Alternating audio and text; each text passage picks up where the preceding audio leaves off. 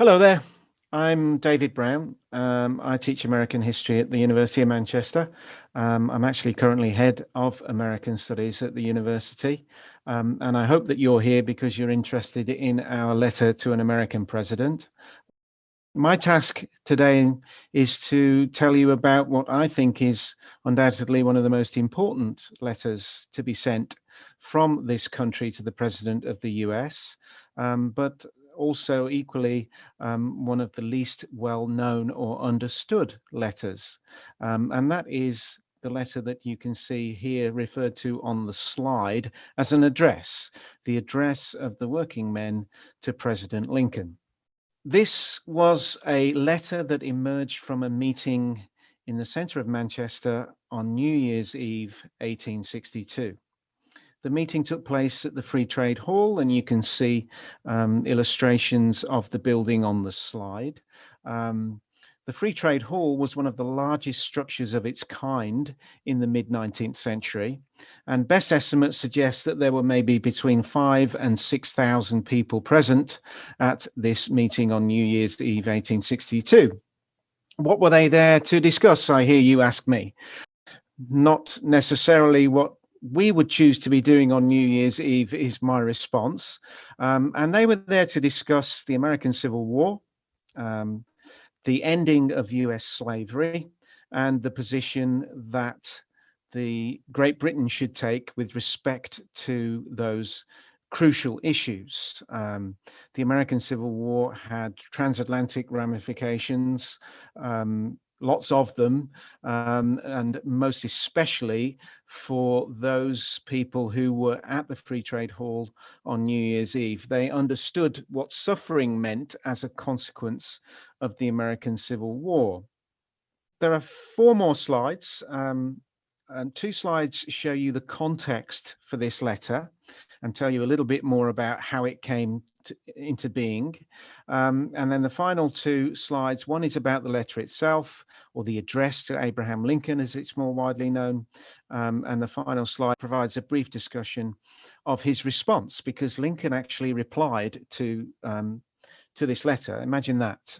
In the middle of one of the most difficult periods of his presidency, Abraham Lincoln felt it was worthwhile sitting down and taking time to respond, almost within a few days, actually, of receiving the Manchester letter. Context number one is summed up by this brief extract from the Letters of a Lancashire Lad. Now, the Letters of a Lancashire Lad were published in the Times in 1862, and they expressed the misery and suffering that the people of Lancashire were enduring because American cotton was no longer reaching the port of Liverpool and being distributed to the thousands of textile factories across the north of England and elsewhere. Great Britain relied on American cotton. It was the highest grade of cotton available. It was plentiful. It formed about 80%, at least 80% of the cotton supplies that were critical to the British textile industry. And the British textile industry underpinned the whole of the British economy, and in many ways was the reason why that British economy was so successful in the middle of the 19th century. The American Civil War breaks out in April 1861, and immediately people are worried that those supplies are no longer going to be available.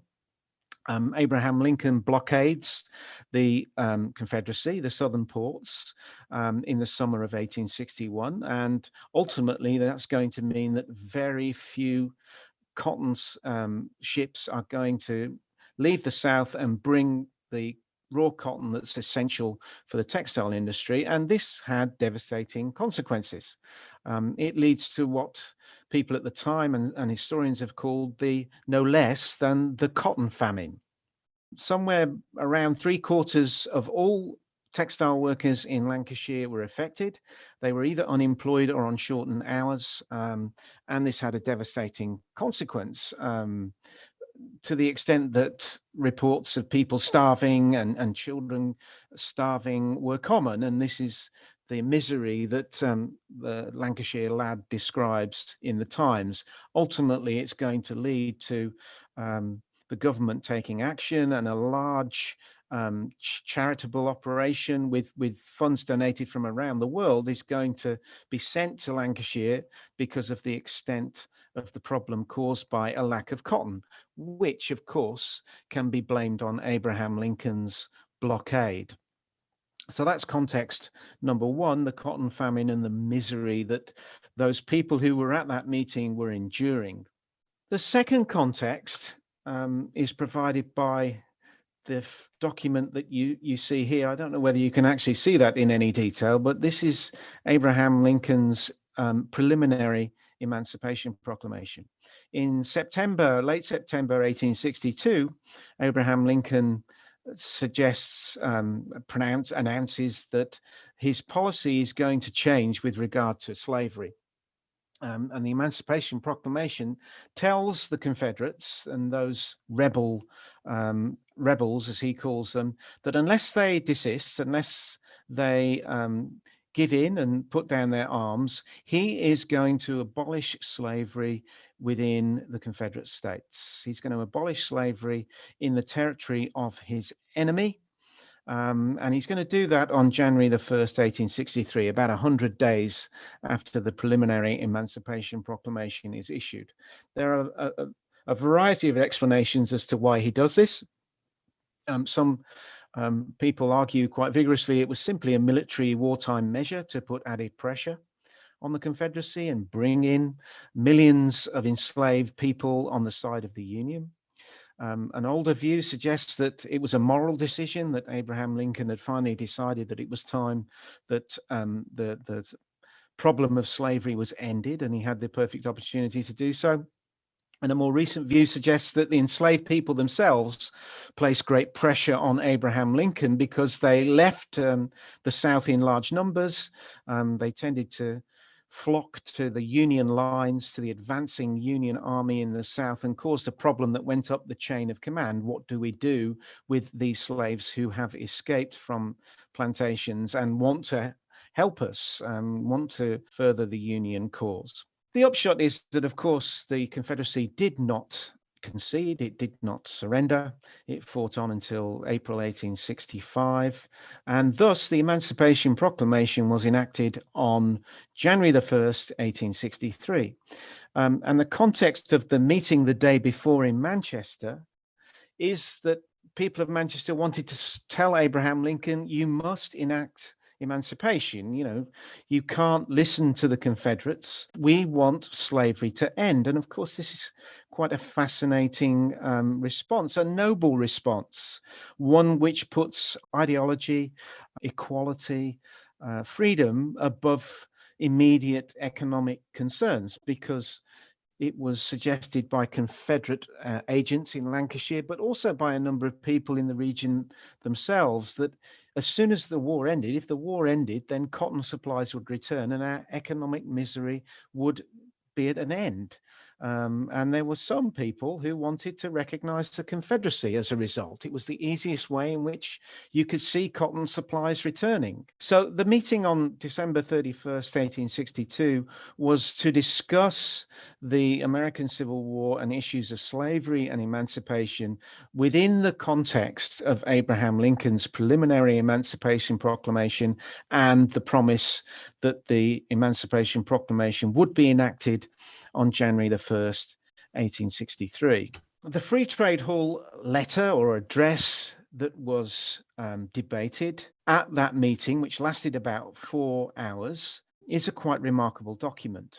It certainly places noble ideological reasons, as I've suggested, of freedom, of anti-slavery, of equality, above those of economic gain. And as you can see in this extract, really cloaks emancipation in very noble, heroic terms, we might even call it. It doesn't choose to look at emancipation in any shape or form as a cynical measure or as a military measure only. Heartily do we congratulate you and your country on this humane and righteous course. And of course, this reflects a British belief in progress and freedom and Christian brotherhood and equality of all men. That was at the foundation of this letter. But if you take the next slide, we assume that you cannot now stop short of a complete uprooting of slavery. The progress that you have made is good, but it's not necessarily enough. And the letter calls for the complete erasure of that foul blot upon civilization and Christianity, chattel slavery. And this suggests that the people at that meeting had a fairly sophisticated understanding of the Emancipation Proclamation and what it would actually achieve, because Lincoln only ended slavery in rebel territory. The Emancipation Proclamation left slavery alone in states that were not in rebellion, and not all of the American slave states joined the Confederacy. Some of them remained within the Union, most notably Kentucky and Missouri. So even though they were slaveholding states, they remained with the Union and fought against the Confederacy, not without controversy. The people of Manchester not only have the confidence of writing to the President of the United States, imagine that, and expecting a reply or a response.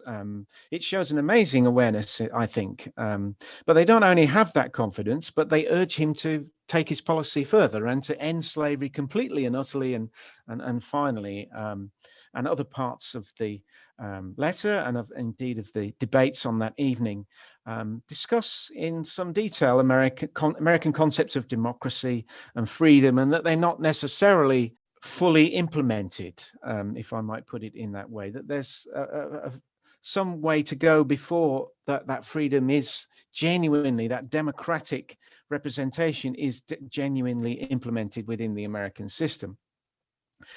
And the second aspect of this letter, which I think is really interesting is going to have some interesting implications for American British relations in the late 19th century and into the 20th century, where we talk about the special relationship, is towards the end of the extract quoted here.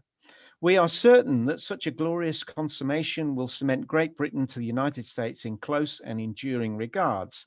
Our interests, moreover, are identified with yours. We are truly one people, though locally separate. The relationship between Great Britain and the United States was a fractious one after the American Revolution. It was one of cooperation, but also of competition. And this letter, in many ways, holds an olive branch out, I would argue, to the US, but to Abraham Lincoln in particular at a moment of need, when he is under pressure because the Emancipation Proclamation is not necessarily popular with white Americans, certainly not with his opponents in the US, the Democratic Party. And the people of Manchester are, holding a hand out across the Atlantic, a hand of friendship, which in some ways, and I'm simplifying, I think, but I do think in some ways, this is the origins of a special relationship that we talk about in the 20th century, that the idea that there are some fundamentally shared values that Britain and the United States hold. And I think you might want to date this back to this particular period. But anyway, that's the gist of the letter that was agreed on New Year's Eve, 1862. That was transmitted or sent down to London. It was carried down to London by one of the members of the organising committee of the Free Trade Hall meeting. It was handed over to the American minister in London, Charles Francis Adams, and it was then sent to the United States. And amazingly, in many ways, Lincoln replies. How did Lincoln respond to the people of Manchester? Lincoln writes to the people of Manchester, recognising the self-sacrifice of those workers and the suffering that they've endured as a result of his actions. He's delighted for their support, probably surprised. As an instance of sublime Christian heroism, which has not been surpassed. Lincoln used the opportunity to push support for his emancipation policy, very unpopular with many Americans, but if the people of Manchester, despite their suffering, were in favour of abolition of slavery, then surely other Americans should follow their lead. As far as I can work out, Abraham Lincoln replies almost immediately to the working men's letter. So what, you might say? Well, he is in one of the busiest and most difficult periods of his presidency at this time. He's under fierce criticism because of his emancipation policy. He's under fierce criticism because the war's not going as well as he hoped. And I think I suspect Lincoln saw this letter from the people of Manchester, thought, this is something that I really need at this moment. It's something of a propaganda coup for myself. It's something that I can use to sell emancipation to the American public. And Lincoln's response uses the gesture that the letter from Manchester makes to internationalize the importance of the war, to suggest that in some ways the American Civil War is about the future of democracy and freedom around the planet. The prose, the rhetoric of Lincoln's reply, I think, is fantastic. It makes the absolute most of the opportunity that has been given to him by this letter from people who he's never met before. And in many ways, you wonder why he would even respond. But when you look at the issues more closely, when you think about their implications, it makes perfect sense that he does. And then this exchange that you see here forms the basis of Manchester's relationship with the United States that is perhaps represented most obviously by the fact that there's an Abraham Lincoln statue in the middle of Manchester that was put up there and has the words of the Manchester letter sent to him on New Year's Eve and the reply that Lincoln sends. So if you are ever in Manchester, please do try and find the Abraham Lincoln statue that's just off Town Hall Square. Don't look right now because it's not there. It's been taken away for cleaning, and I believe it's supposed to be returning within a year or so. I urge you to have a look at the two letters that I've discussed here and to see what you make of them. Good luck, and I hope that you will indeed enter our competition.